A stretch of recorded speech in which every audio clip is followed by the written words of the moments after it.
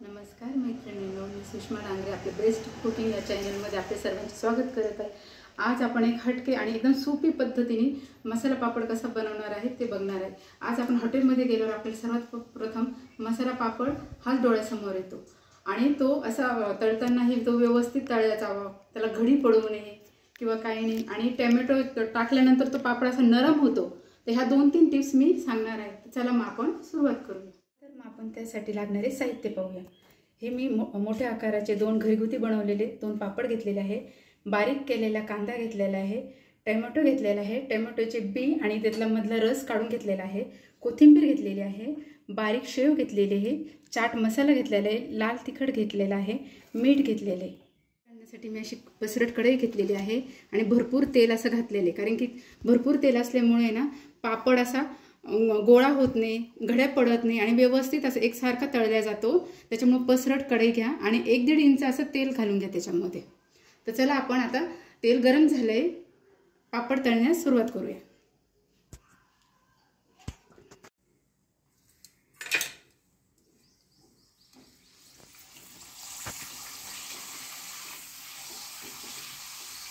हे चांगलं आपल्या मस्तपैकी दोन्ही बाजूने पापड छान तळलेला आहे।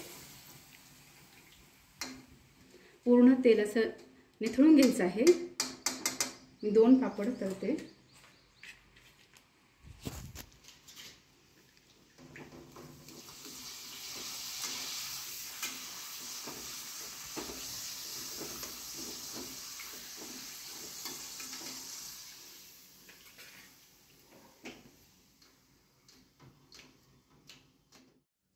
सर्वात प्रथम आपण कांदा टाकणार आहोत बारीक चिरलेला।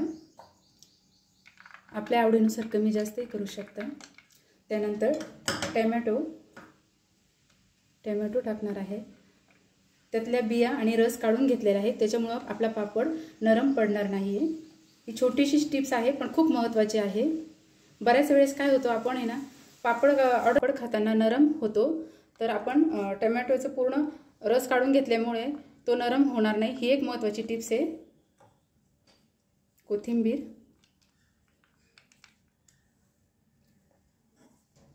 चाट मसाला,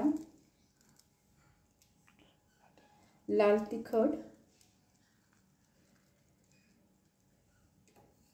काळं मीठ, नॉर्मल टाकायचे मीठ, कारण की ऑलरेडी पापडामध्ये आपण आहे ना मीठ असतंच, त्याच्यामुळे मीठ बेताचंच टाकायचे।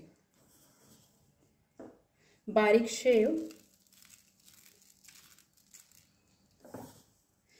भरपूर अशी प्रमाणात टाकावी। लिंबाचा रस ऑप्शनल आहे। आता हा मसाला पापड खाण्यासाठी तयार झालेला आहे। तर मित्रांनो, ही रेसिपी कशी वाटली तुम्हाला मला कमेंटमध्ये नक्की सांगा। लाईक, शेअर आणि सबस्क्राईब करा।